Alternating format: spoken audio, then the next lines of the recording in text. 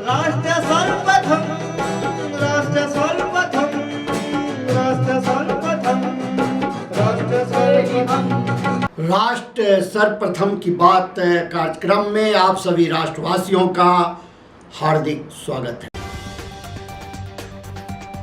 प्रधानमंत्री नरेंद्र मोदी ने 21 मई को बारामूला लोकसभा क्षेत्र के लोगों की लोकतांत्रिक मूल्यों के प्रति उनकी अटूट प्रतिबद्धता के लिए सराहना की।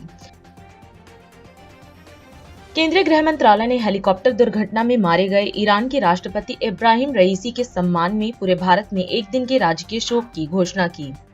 भाजपा के राष्ट्रीय अध्यक्ष जेपी नड्डा ने नई दिल्ली निर्वाचन क्षेत्र से पार्टी उम्मीदवार बांसुरी स्वराज के लिए मालवीय नगर में प्रचार किया। स्वाति मालीवाल हमला मामले में पुलिस अधिकारियों ने कहा कि आपकी राज्यसभा सांसद स्वाति मालीवाल पर मुख्यमंत्री अरविंद केजरीवाल के आवास पर उनके निजी सहायक विभव कुमार द्वारा कथित तौर पर हमला किए जाने के एक हफ्ते बाद दिल्ली पुलिस ने मामले की जांच के लिए एक विशेष जांच दल का गठन किया है।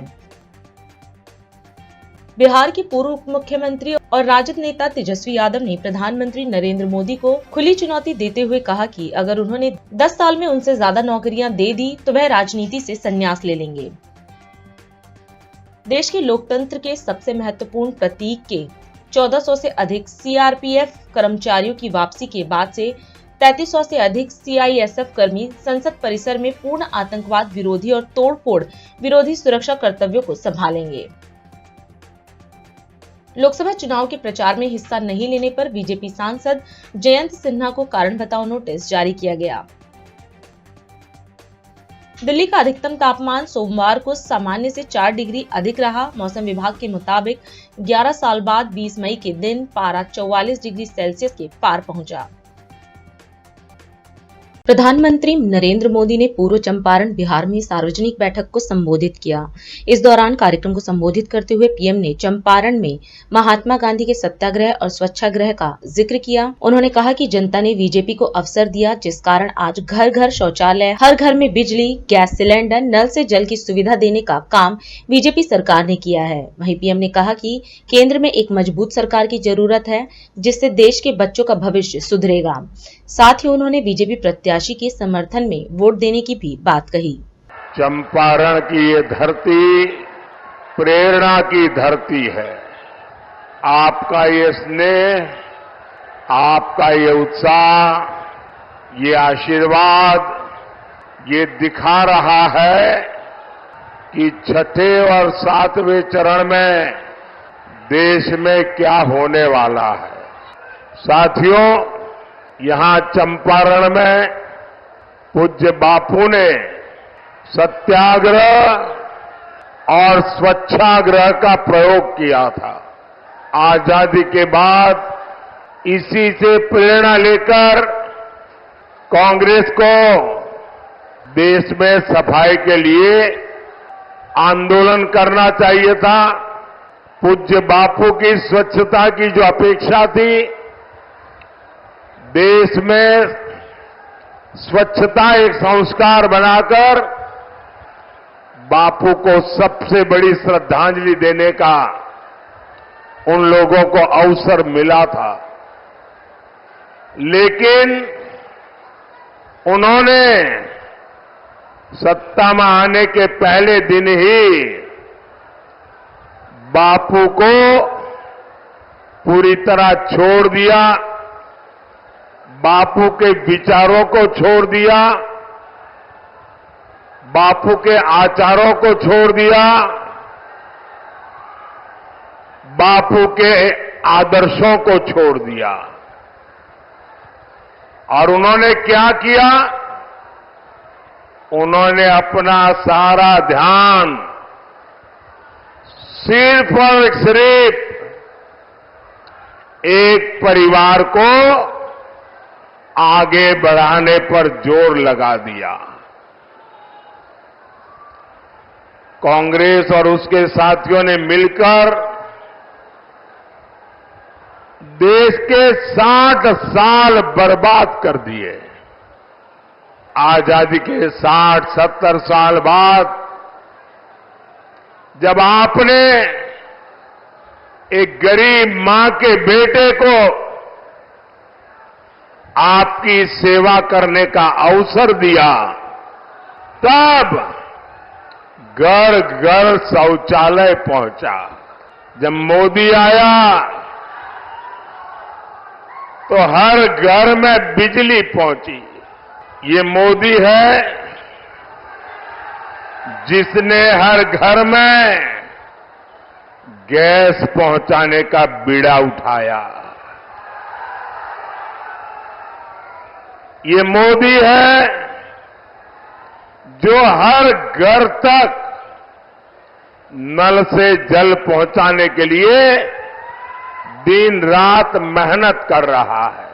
देश में गरीब की पूछ तब शुरू हुई जब गरीब का ये बेटा प्रधान सेवक के रूप में आपकी सेवा में खपने लगा। और इसलिए साथियों, मुझे केंद्र में एक बहुत मजबूत सरकार चाहिए। और मजबूत सरकार मोदी को, मोदी के परिवार को मजबूत बनाने के लिए नहीं, मजबूत सरकार आपके बच्चों के भविष्य के लिए, मजबूत सरकार आपके सपनों को पूरा करने के लिए। और इसलिए मैं आज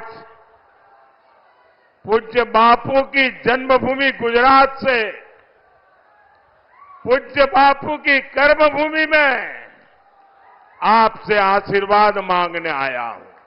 साथियों, मैं हिंदुस्तान के कोने कोने में जा रहा हूं, जनता जनार्दन के दर्शन करने के लिए जा रहा हूं, 10 साल के मेरे काम का हिसाब देने जा रहा हूं।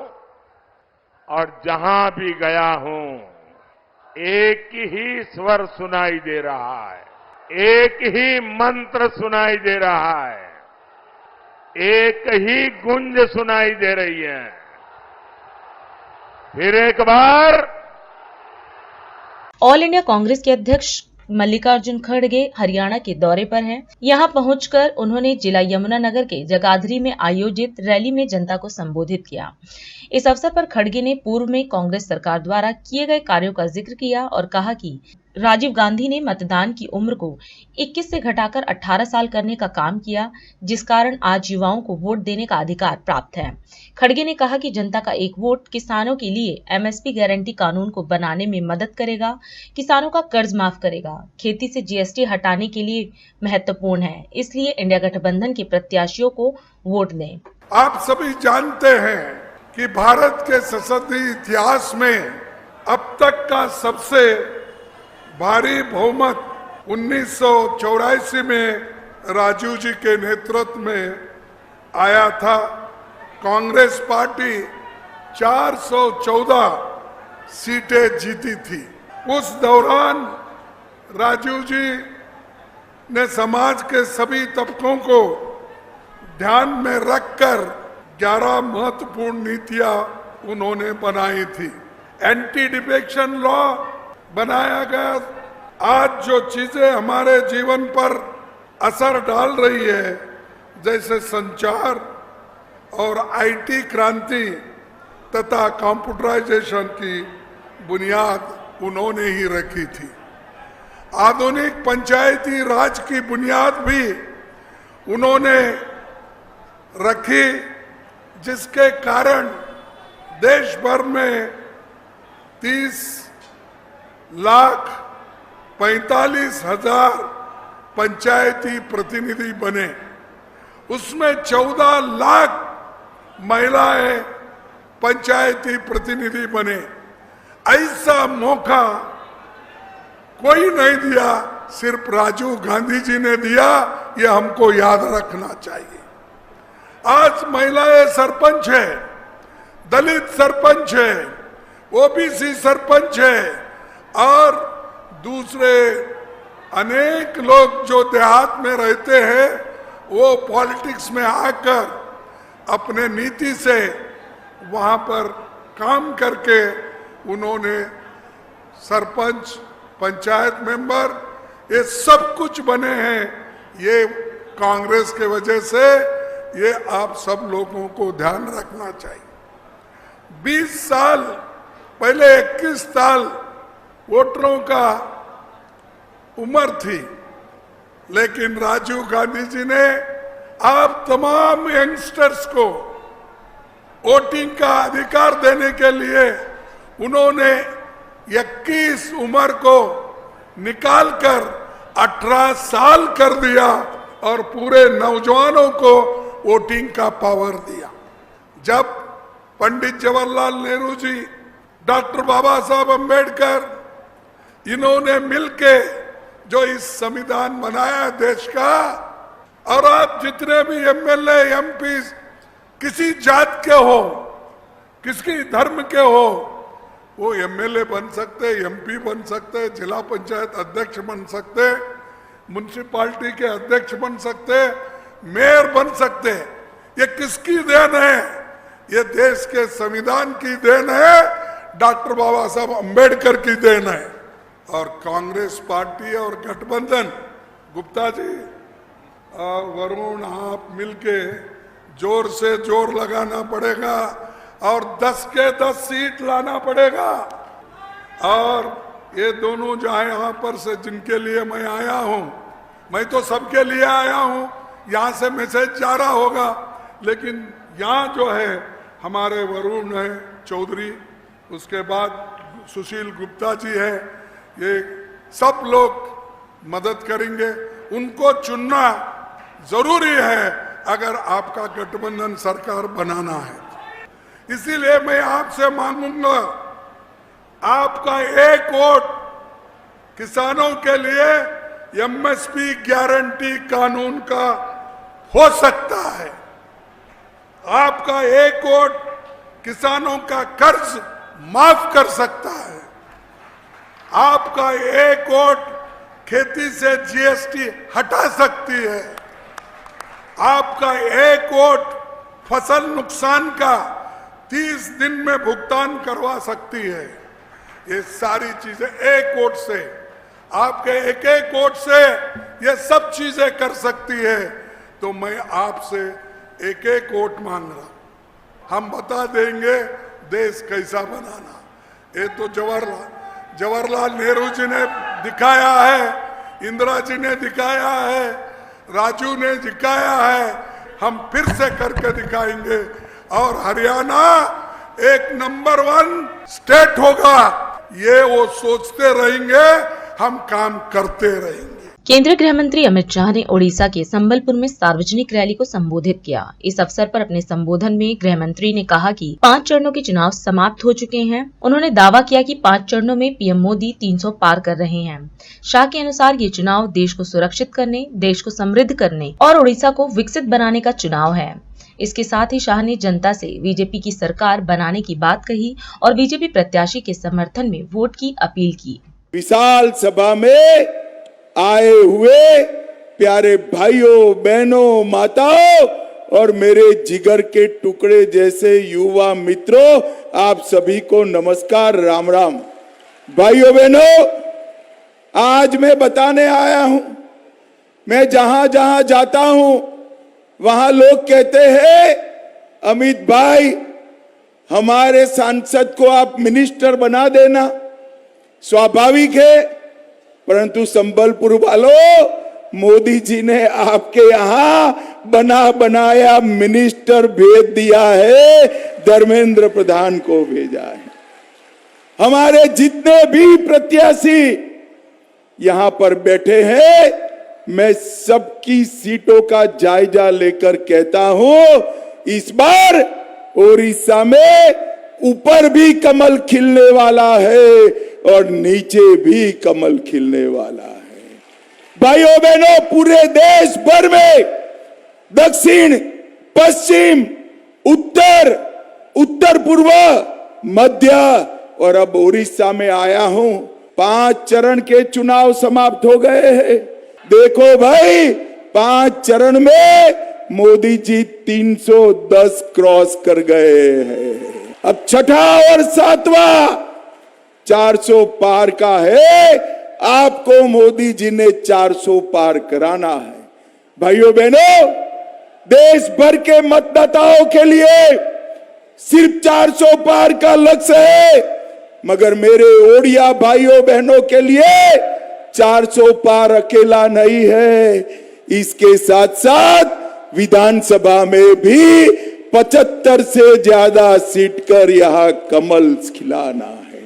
ये जो चुनाव है, देश को सुरक्षित करने का चुनाव है, देश को समृद्ध करने का चुनाव है, मोदी जी को तीसरी बार प्रधानमंत्री बनाने का चुनाव है, और दूसरी ओर हमारे ओडिशा को समृद्ध करने का चुनाव है।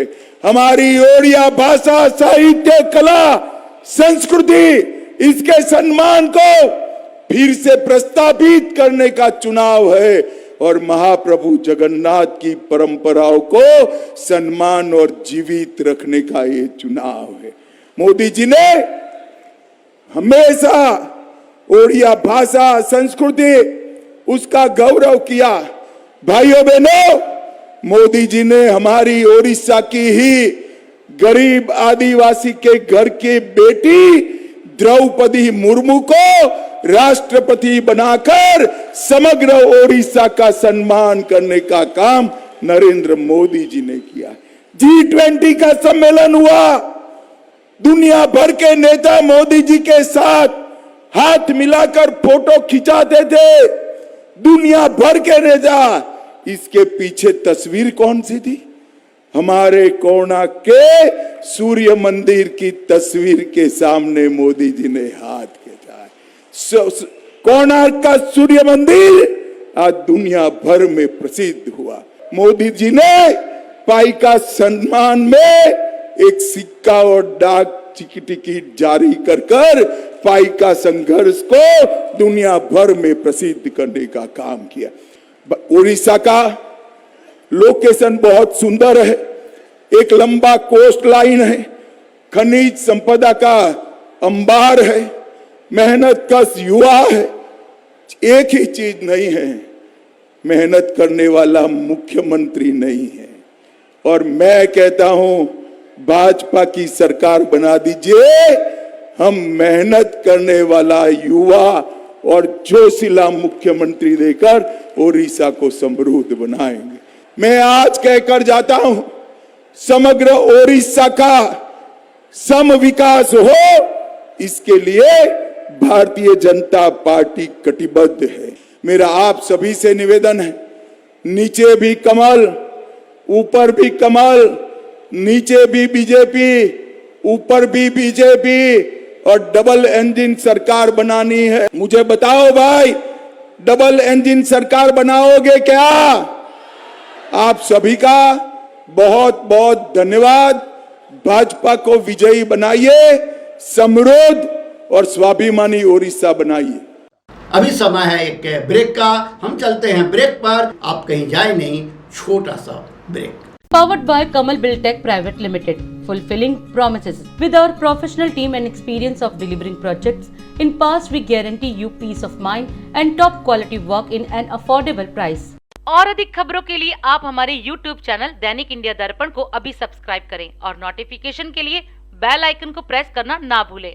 राष्ट्र सर्वप्रथम की बात कार्यक्रम में ब्रेक के बाद एक बार फिर आप सभी राष्ट्रवासियों का स्वागत। उत्तर प्रदेश के मुख्यमंत्री योगी आदित्यनाथ ने श्रावस्ती लोकसभा क्षेत्र में आयोजित जनसभा को संबोधित किया। इस दौरान सभा को संबोधित करते हुए सीएम ने कहा कि 5 चरणों के चुनाव संपन्न हो चुके हैं और छठे चरण में जनता को 25 मई को वोट करना है।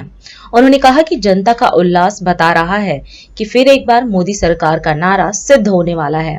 वहीं सीएम ने कहा कि आज हम एक नए भारत का दर्शन कर रहे हैं। यह नया भारत पीएम मोदी के विजन का परिणाम है। भारत का सम्मान बढ़ा है, भारत की सीमाएं सुरक्षित हुई हैं, भारत में आतंकवाद और नक्सलवाद भी समाप्त हुआ है। साथ ही सीएम ने पीएम मोदी के नेतृत्व में हुए विकास कार्यों का जिक्र किया और बीजेपी प्रत्याशी के समर्थन में वोट की अपील की। भारी संख्या में उपस्थित इस गैसड़ी विधानसभा और बलरामपुर लोकसभा क्षेत्र से जुड़े हुए मेरे सभी उपस्थित बहनों और भाइयों, मैं सबसे पहले मां पाटेश्वरी कि इस पावन धाम में स्थित इस पूरे जनपद के आप सभी मतदाता बहनों और भाइयों का इस पावन धरा को नमन करते हुए आप सबका मैं हृदय से अभिनंदन करता हूं, स्वागत करता हूं।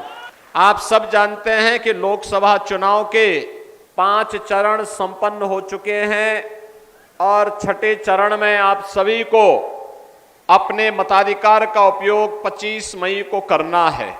बहनों और भाइयों, पूरे देश के अंदर 11 राज्यों में मुझे जाने का अवसर प्राप्त हुआ है और मैं कह सकता हूं पूरे देश के अंदर लोगों के मन में एक ही स्वर और एक ही नारा गूंज रहा है।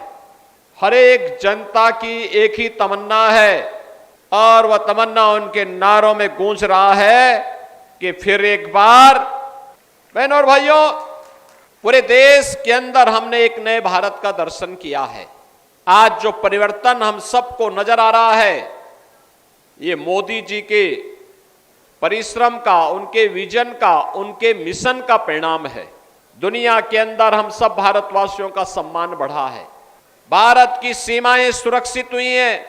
भारत के अंदर आज आतंकवाद और नक्सलवाद के बारे में, उनकी गतिविधियों की अनैतिक और राष्ट्र विरोधी गतिविधियों को कोई प्रश्रय नहीं दे सकता। बहनों और भाइयों, विकास के बड़े बड़े कार्य हाईवे के रूप में, रेलवे के रूप में, मेट्रो के रूप में, एक्सप्रेसवे के रूप में, 1 डिस्ट्रिक्ट 1 मेडिकल कॉलेज के रूप में, IIT, IIM, AIIMS, IIIT, NIT और वर्ल्ड क्लास यूनिवर्सिटी के रूप में तो देखने को मिल ही रहा है। हर घर नल के रूप में भी, हर घर में नल और हर नल में जल जैसी योजनाओं के माध्यम से भी उसका लाभ आज जनता जनार्दन को मिलता हुआ दिखाई दे रहा है। बहनों और भाइयों, ये जो लाभ है, यह लाभ इस बात को बताता है कि भारतीय जनता पार्टी के द्वारा मोदी जी के नेतृत्व में जो परिवर्तन लाया गया है, पूरे देश के अंदर बनाया गया है, उसका लाभ लाने का प्रयास हुआ है। आज मोदी जी के समय में 80 करोड़ लोगों को फ्री में राशन की सुविधा का लाभ प्राप्त हो रहा है। ये नया भारत है। हर गरीब को 5 लाख रुपए की आयुष्मान भारत का कार्ड प्राप्त हो गया है। वह कहीं भी जाकर के अपना उपचार करा सकता है। 60 करोड़ लोगों को यह सुविधा देश के अंदर प्राप्त हो रही है। मोदी जी ने जनधन अकाउंट खोल दिए। आज पैसा सीधे आपके अकाउंट में जाता है, कोई मीडिएटर नहीं होता है, कोई मध्यस्थ आपका पैसा मार नहीं सकता है। यह भी हम सबको देखने को मिलता है। किसान को किसान सम्मान निधि का लाभ प्राप्त हो रहा है। 12 करोड़ किसान देश के अंदर किसान सम्मान निधि का लाभ प्राप्त कर रहे हैं। 12 करोड़ गरीबों के घर में शौचालय बन गए हैं। 10 करोड़ गरीबों को उज्ज्वला योजना का कनेक्शन मिल गया है। और मोदी जी ने कहा है कि 70 वर्ष से ऊपर का जो भी बुजुर्ग होगा उसको हम 5 लाख रुपए प्रति वर्ष उपचार के लिए आयुष्मान भारत के कार्ड की सुविधा उपलब्ध करवाएंगे। राशन की सुविधा अनवरत जारी रहेगी। किसान सम्मान निधि का लाभ भी लोगों को मिलता रहेगा। और 4 करोड़ गरीबों के मकान बन गए हैं। बाकी जितने बचे हैं इन सब को भी एक एक आवास अगले 5 वर्ष के अंदर उपलब्ध करवाने का काम करेंगे। 25 मई को चुनाव है और लोकसभा के लिए श्री साकेत मिश्रा भारतीय जनता पार्टी के प्रत्याशी के रूप में आपके बीच में है। साकेत मिश्रा लोकसभा के लिए हैं। ये आपका शैलेश कुमार सिंह सैलो, ये आपके पूर्व विधायक हैं। उपचुनाव में फिर से आपके प्रत्याशी के रूप में आपके बीच में है। और मोदी जी को प्रधानमंत्री बनाने के लिए साकेत मिश्रा जी जब यहां से सांसद बनेंगे तब ये संभव होगा। तो ये दोनों लोगों को विजयी बनाने का काम करेंगे। दिल्ली के मुख्यमंत्री अरविंद केजरीवाल ने इंडिया गठबंधन और जेएमएम के समर्थन में जमशेदपुर झारखंड में जनसभा को संबोधित किया। इस अवसर पर अपने संबोधन में सीएम केजरीवाल ने झारखंड के पूर्व सीएम की गिरफ्तारी को लेकर बीजेपी पर हमला बोला और कहा कि अदालत ने हेमंत सोरेन को दोषी नहीं ठहराया है।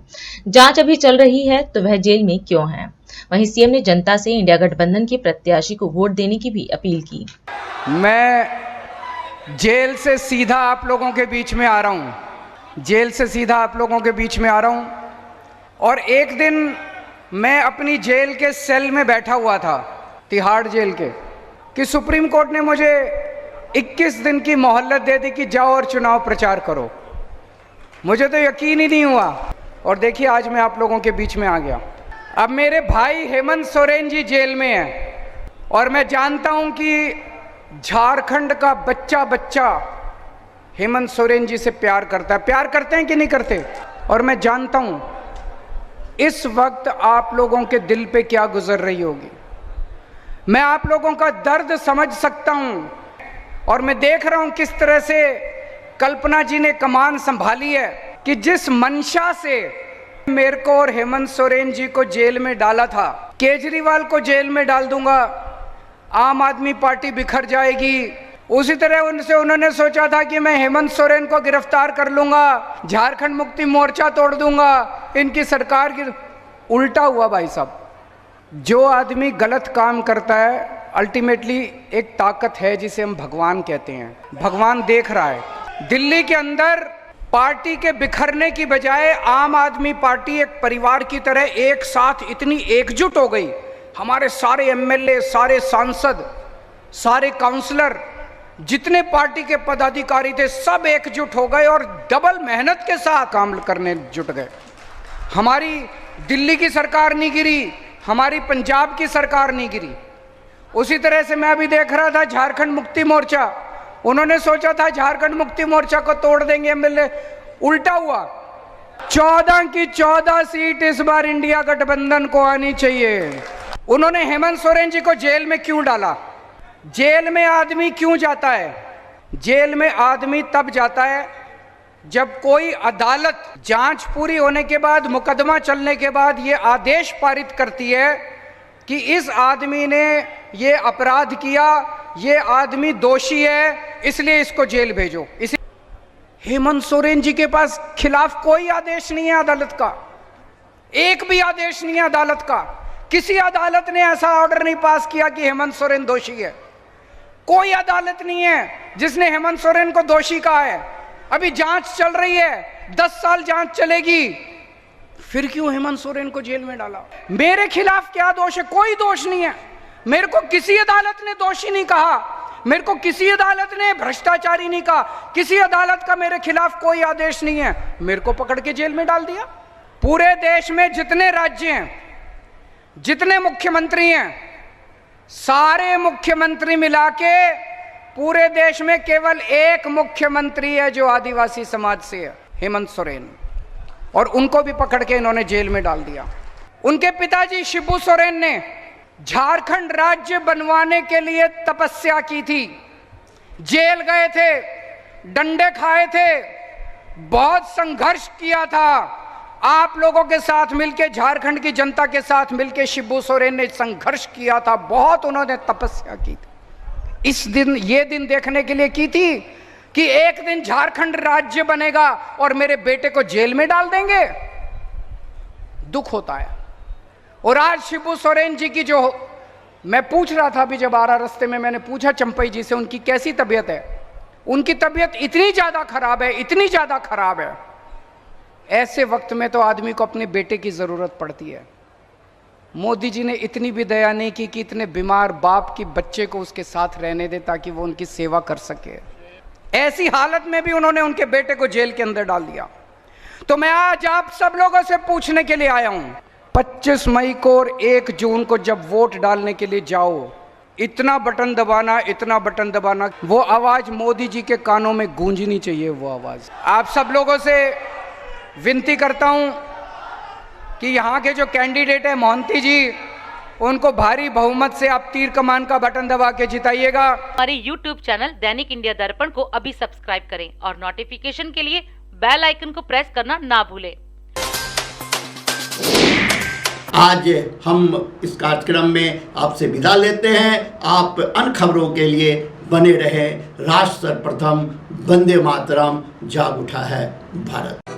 राष्ट्र सर्वप्रथम, राष्ट्र सर्वप्रथम, राष्ट्र सर्वप्रथम राष्ट्र सर्वप्रथम